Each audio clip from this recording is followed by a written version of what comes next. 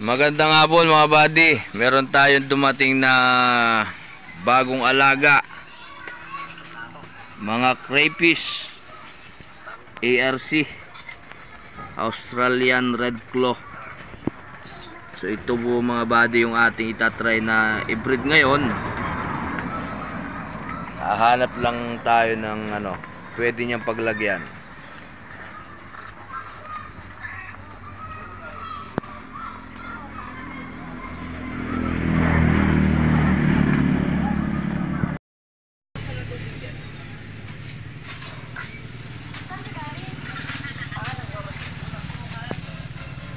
Yun na lalagay mga buddy, konting linis lang dito, tapos transfer yung isda.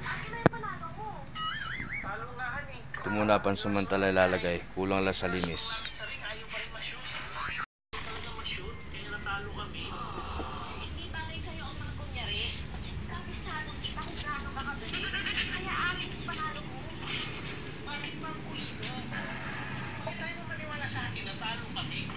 Uhulihin muna natin to.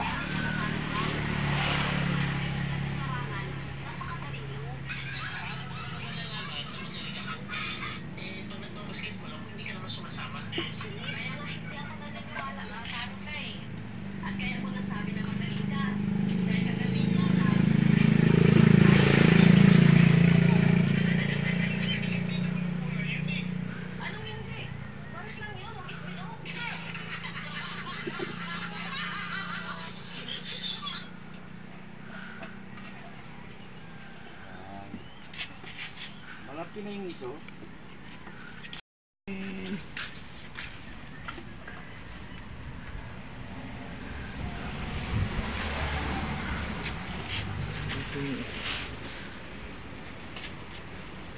Mga buddy, lipat muna natin. Manguhuli pa ako ng mga isda dito. Para lang ma-outdoor yun. Ay, yun. Ay, tumalon. Okay. Siga. Naku, namatay. Bilis mo namatay. Tumabate, transfer muna natin dito. Para nasa outdoor na sila. Sige, gamitin natin yung aquarium para sa sa crayfish.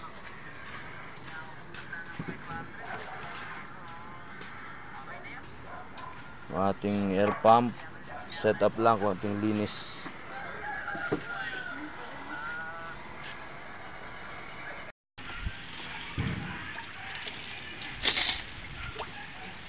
Linisin ko muna mga buddy para mayroong paglalagyan ng ating mga bagong dito.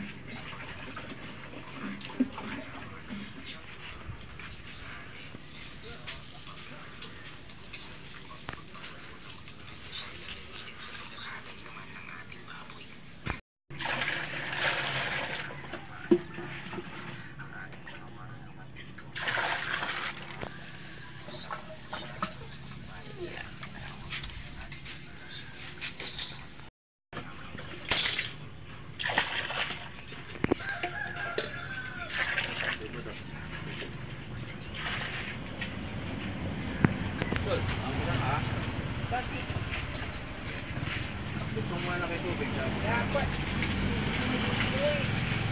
Talaga, wala sa tubig.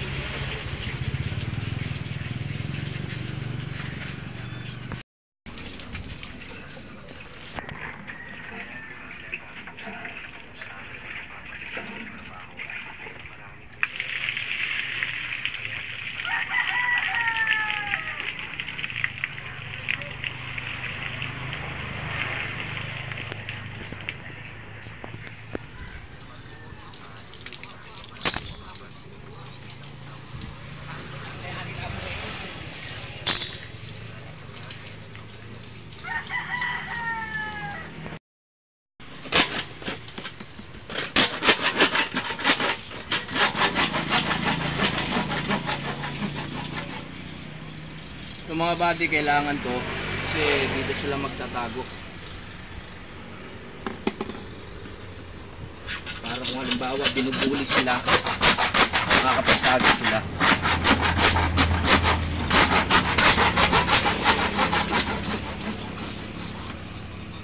So dahil sa 4 sila, kailangan tayo ng mga 5 or mga 3 kasi meron ng extra taguan.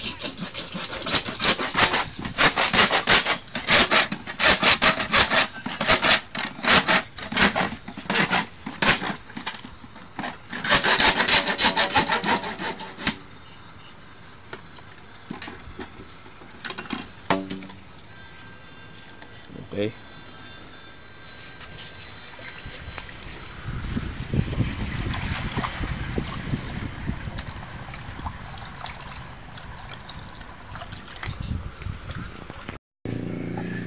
Para lang.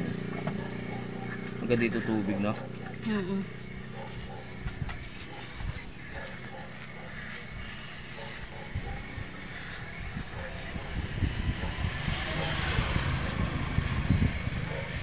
Ito mga buddy, pwede nating ilagay sa loob tapos babad natin para hindi sila ma-water shock. So dahil sa mabilisan lang to, lalagyan natin mineral.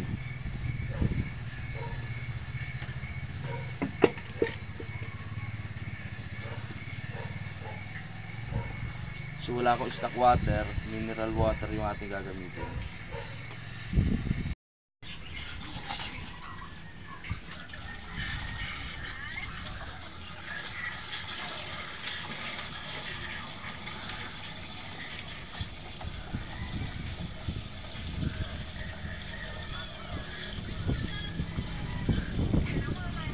Sige pa. Oops.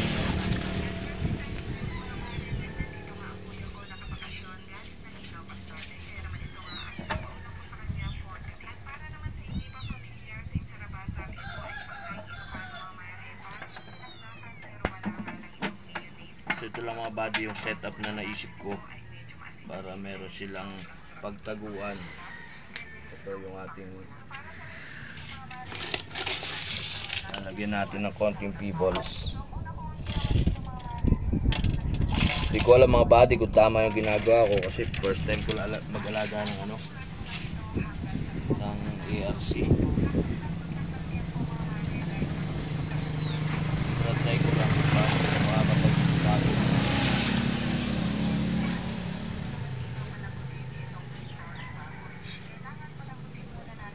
Natin para hindi sila ma-water siya.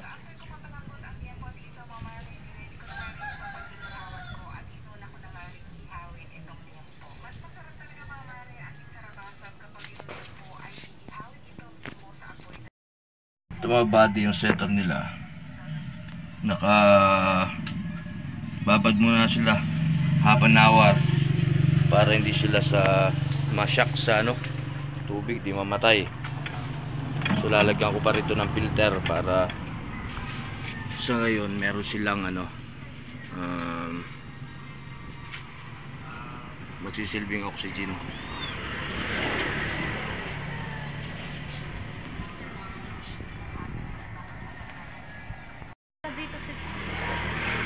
Ito mga buddy yung ating hinarvest aquarium. I-outdoor na lang natin.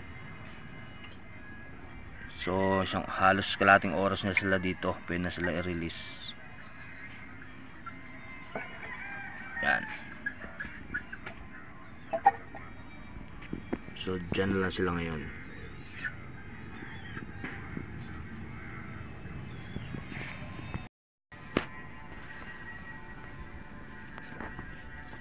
So later.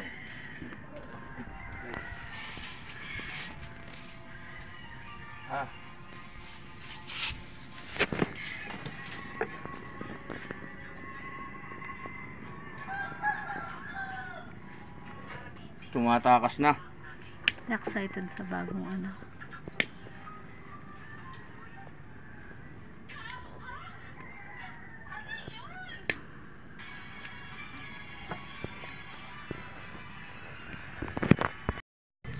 Ito Ito mga buddy, may pero ng ano, pumasok na isa, pero napansin ko parang mali yata yung ginawa ko kasi masyadong crowded. Nahihirapan silang pumasok sa PVC. So gagawin ko, tatanggalin ko na lang itong mga shell, additional 2 PVC pa. Okay mga buddy, na set up na natin. Ito, pumasok na yung isa. So, ginamit ko lang na ano yan, yung ano, top filter. So re-release na yung mga kasama niya. First time ko pala mag-alaga itong mga body. Inaalam ko pa kung paano sila i-breed at kung anong behavior nila para ma-update natin sa mga susunod na araw. Ito na nga mga body, naghahanap na sila ng pagpupwestuhan nila. Isa nakatago na sa shell. Ito lumalabas. Ito mga buddy, ginamit ko mineral water kasi wala akong stock water para mabilisan lang na ano, mabilisan lang yung paglilinis at meron agad silang paglilipatan.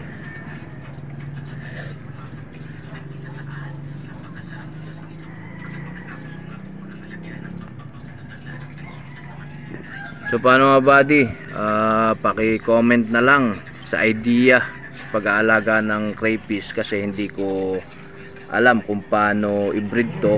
First time ko pang alagaan at first time ko rin mag-breed.